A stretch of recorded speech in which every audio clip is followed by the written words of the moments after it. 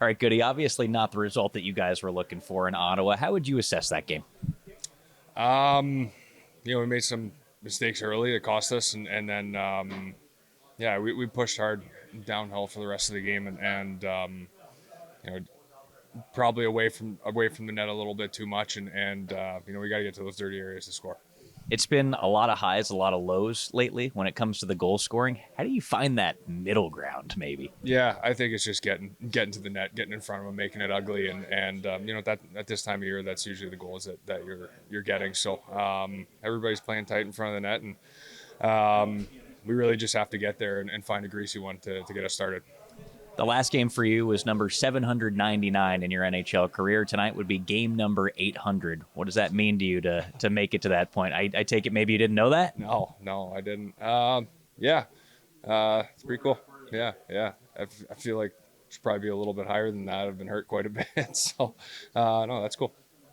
This Ottawa Senators team, you guys know them very well, having played them twice already in the last couple of weeks. What makes them difficult to play against? Yeah, I mean, they played us really well in front of their net. They made it difficult for us to get there.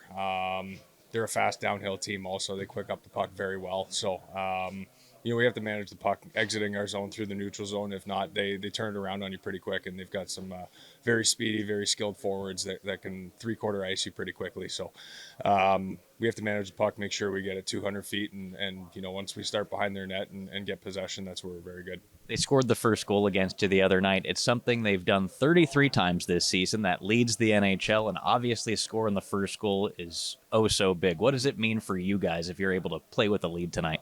Yeah, I mean, you said it. It's a big deal, so we need to get it done. All right, Goody. The last thing for me here, you're in front of your fans at Nationwide Arena. Not too many games left here at home this season. They've been great all year long. What do you guys want to show them these last few? Yeah, we're going to come out and play hard. We have, we're a desperate hockey team, and they deserve our best, and that's what we're going to bring tonight. All right, Erik, thanks for this. Good luck tonight. Thank you. Dean, I have to ask, you played with him, did you know Greg Millen well? Yeah, I mean, over the years, yeah. Yeah. Just any comment about who he was or how close you guys were, if you knew each other well? Just that I came into Hartford just right at the tail end of his, but we've crossed paths, through the years. Yeah. To your team, how do you read into the fact that you've had so many games where you've scored a lot of goals, and now recently a lot of games where you've not scored way high and way low in terms of production sometimes? How do I answer that? Because, I mean, clearly we've had some stuff, lately. We don't score, and we really score, or first really score and then don't score, and then we go through the numbers, and I don't know how much. I don't get too deep into the analytics, but obviously we have it. Our projected goals, how many we've actually scored, how we, whatever. You go over the last 10 games, and it's like we haven't scored, and we're like averaging over 3 goals a game and something but you don't score, and it's like let's work on our goal scoring. And so, yeah, it's frustrating.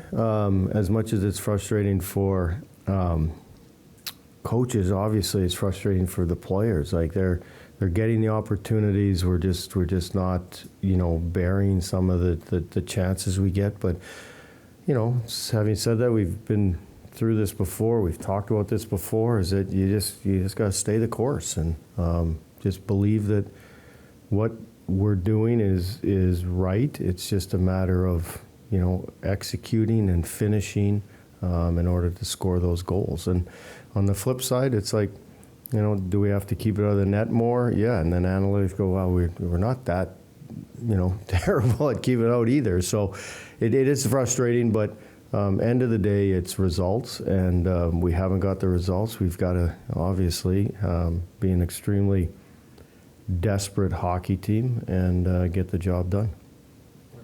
Dean, just to build off of, it can be obviously frustrating when things don't go your way like that. Just what is your role when it comes to conflict management, especially when different things come up in the midst of all that frustration? Like, how do you make sure that everybody kind of keeps in line?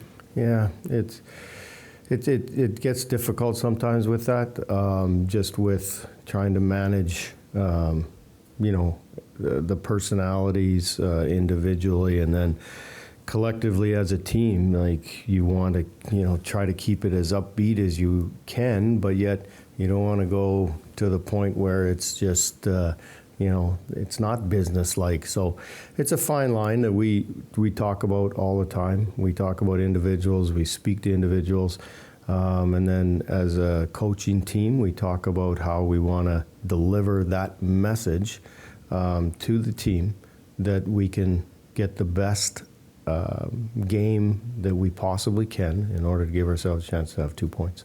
And any lineup changes tonight for you? Lots. Would you? I have no idea all of them. Did you guys watch practice? At least a change or two on D, it looks like. Yeah, I'm not going to go into it today. Okay. We're just going to, again, I've talked about this before. We're trying to make the best decision for the team in order to give ourselves, and not just to score goals, as we, I'm sure there's been a focus on that with you guys, and but just to have the well-rounded game that the Columbus Blue Jackets can play, and if we do that, we'll get the results that we need. Just following up on both Porty and Mark's question, we're talking about extremes, both X's and O's, and managing conflict, as Mark said. Do you let the coaches handle that, or is that a room thing? Which is your preference to resolve both of those types of situations? No, it's a team thing. It's there's different voices that deliver the message that we want. Obviously, there's individual meetings that are conducted by one-on-one stuff, and sometimes that's me, sometimes it's other coaches, and same as the message in the room. It's just because the message gets delivered by somebody, it doesn't mean, well, it 100% means that it's coming from our team of coaches, and extended that with Don and his crew. Obviously, we communicate with them, and hopefully deliver the right message at the right time in order to get the best out of our team. Just a general thought here, not about the recent run of play, but about Sean Monahan and the way that he's carried himself this season in terms of perseverance and other things. What have you seen from your seat, given what we all know what occurred before the season with the Gaudreau tragedy, and just how he's handled himself? And with class and dignity and professionalism. Like, he's just been not only, an incredible hockey player, but an incredible presence within our dressing room all year, and continues to do that. Leads by ultimate,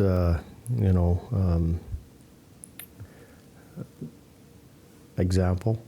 Just to watch him every day. Our guys, everybody can get better. Yep.